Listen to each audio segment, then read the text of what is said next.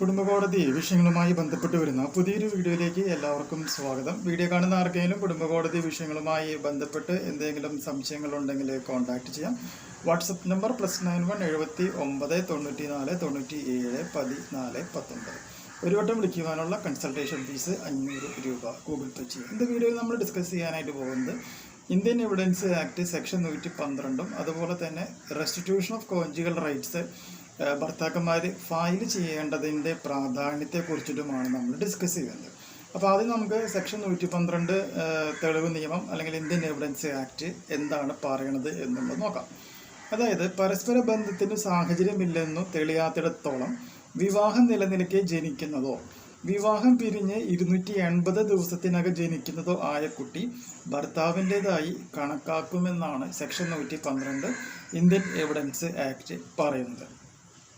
എന്ന് പറയുകയാണെങ്കിൽ 2024 ജനുവരി 1 ഒരു പുരുഷനും സ്ത്രീയും തമ്മിൽ കല്യാണം കഴിക്കുന്നു. 2024 ഡിസംബർ 31 അവരെന്ത് ചെയ്യുന്നു, ഡിവോഴ്സ് ആവുകയാണ് എന്നും വിചാരിക്കുക. അപ്പോൾ ഈ ഒരു വർഷം കാലഘട്ടത്തിൻ്റെ ഉള്ളിൽ ഇവർ തമ്മിൽ ഏതെങ്കിലും തരത്തിലുള്ള ഒരു ഫിസിക്കൽ റിലേഷൻ ഉണ്ടാവുകയും അതിൽ ഒരു കുട്ടി ജനിക്കുകയും ചെയ്യുകയാണ് എന്നുണ്ടെങ്കിൽ ആ കുട്ടി ആരുടെയാണ്? ലീഗലി കല്യാണം കഴിച്ചിട്ടുള്ള ഭർത്താവ് തന്നെയാണ് ആ കുട്ടിയുടെ പിതാവ് എന്ന് നമുക്ക് ഒന്നാമത്തെ പോയിന്റായിട്ട് പറയാനായിട്ട് സാധിക്കും. ഇനി രണ്ടാമത്തെ പോയിന്റ്, ഇവർ കല്യാണം കഴിച്ച ഈ ഒരു കാലഘട്ടത്തിൽ ഭർത്താവ് ലീഗലായിട്ടുള്ള ഭർത്താവ് നിലനിൽക്കെ തന്നെ ഈ ഭാര്യ വേറെ ഏതെങ്കിലും ഒരാളിൽ നിന്നും ഗർഭം ധരിക്കുകയാണെങ്കിൽ പോലും ആ കുട്ടിയുടെയും പിതാവ് ആര് തന്നെയാണ്? ലീഗലി കല്യാണം കഴിച്ചിട്ടുള്ള ഈ വ്യക്തി തന്നെയാണ് ആ കുട്ടിയുടെ പിതാവായിട്ട് കണക്കാക്കുക. ഇനി മൂന്നാമത്തെ പോയിന്റ് എന്ത് പറയുന്നു? ഈ 2025 ഡിസംബർ 31 ഇവർ ഡിവോഴ്സ് ആയി എന്നുള്ളത് സത്യമാണ്.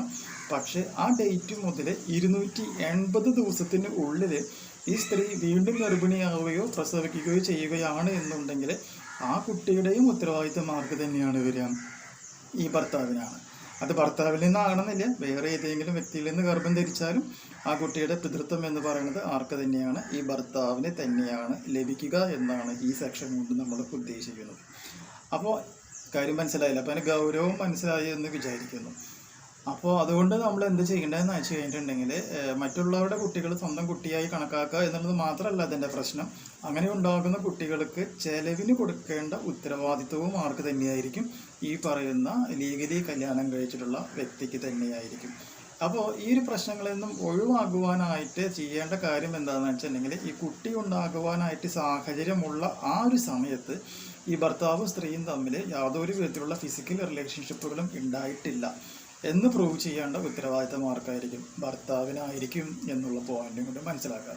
അപ്പോൾ അതുകൊണ്ട് തന്നെ നിങ്ങളുടെ ഭാര്യ ഏതെങ്കിലും ഒരു കാരണവശാലും പിണങ്ങിയ വീട്ടിൽ നിന്ന് പോവുകയും ഒരു കാരണവശാലും അവർ തിരിച്ചു വരില്ല എന്ന് നിങ്ങൾക്ക് ഉറപ്പുണ്ടെങ്കിൽ എത്രയും പെട്ടെന്ന് ഫാമിലി കോടതിയിൽ നിങ്ങൾ എന്ത് ചെയ്യണം? റെസ്റ്റിറ്റ്യൂഷൻ ഓഫ് കോഞ്ചുഗൽ റൈറ്റ്സ് പ്രകാരം കോടതിയിൽ ഒരു കേസ് ഫയൽ ചെയ്യുകയാണ് എന്നുണ്ടെങ്കിൽ ഇതുപോലെയുള്ള അന്യ പുരുഷന്മാരിൽ നിന്നും ഗർഭം ധരിച്ചുണ്ടാകുന്ന കുട്ടികളുടെ ഉത്തരവാദിത്വവും അതിൻ്റെ ചെലവിൽ നിന്ന് നിങ്ങൾക്ക് രക്ഷപ്പെടുവാനായിട്ട് സാധിക്കും എന്നുള്ളൊരു കാര്യം മനസ്സിലാക്കുക. വളരെ ഇമ്പോർട്ടൻ്റ് ആയിട്ടുള്ള ഒരു പോയിൻ്റാണ്. അതുകൊണ്ട് എല്ലാവരും നല്ല രീതിയിൽ ഈ ഒരു സെക്ഷനും ഇതിൻ്റെ കോൺസിക്വൻസുകളും മനസ്സിലാക്കുവാനായിട്ട് ശ്രമിക്കുക. ഈ ഒരു ഇൻഫോർമേഷൻ നിങ്ങൾക്ക് യൂസ്ഫുൾ ആയിട്ടുണ്ടെങ്കിൽ തീർച്ചയായും നമ്മുടെ ചാനലൊക്കെ ഒന്ന് സബ്സ്ക്രൈബ് ചെയ്യുക. തൊട്ടടുത്ത് കാണുന്ന ആ ബെൽ ബട്ടണും എനേബിൾ ചെയ്യുക. പുതിയൊരു വീഡിയോയുമായിട്ട് വീണ്ടും കാണാം. ബൈ.